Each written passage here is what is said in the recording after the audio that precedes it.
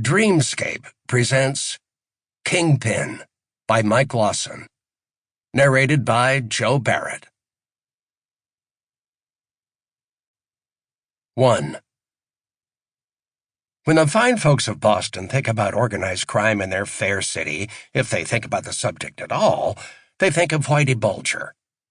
Or maybe Johnny Depp playing Whitey Bulger. They think of the patriarchal crime family, also called the Boston Mafia, most of whose members are dead or in jail.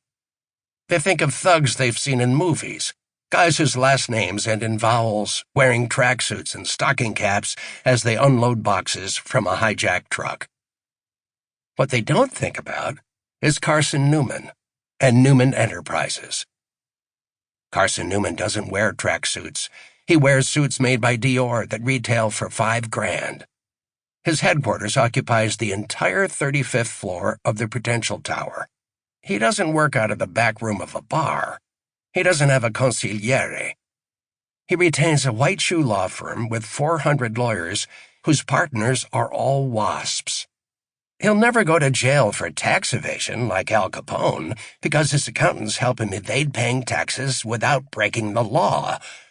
There have been several years when Carson didn't pay any federal income tax at all, and he didn't commit a crime by not doing so. Carson's father had owned commercial property all over the Northeast, office buildings, shopping malls, apartments occupied mostly by low-income families. And when he passed away, Carson inherited these. So Carson didn't exactly pull himself up by his bootstraps, but to his credit, he significantly expanded his father's real estate empire. In addition to acquiring more properties, he became a builder. He quickly learned that being a builder was a risky, complicated business where the chance of failure was extremely high. Something as simple as a 4-story apartment building or a shopping mall could take years to construct. Skyscrapers, football stadiums, and golf courses could take a decade or more.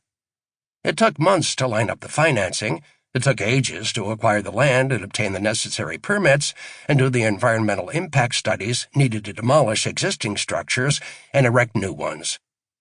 And there was always some group that was determined to stop whatever you were trying to build, and it would stage protests and bombard you with lawsuits. And by the time you paid off the bankers and the union laborers and the lawyers and the architects and the engineers, the builder was just as likely to end up in the red as in the black. Twice, Carson had to declare bankruptcy, not that it affected his lifestyle, and had to regroup. Carson soon learned that bribing the right people for permits was faster and cheaper than following the Sample complete. Ready to continue?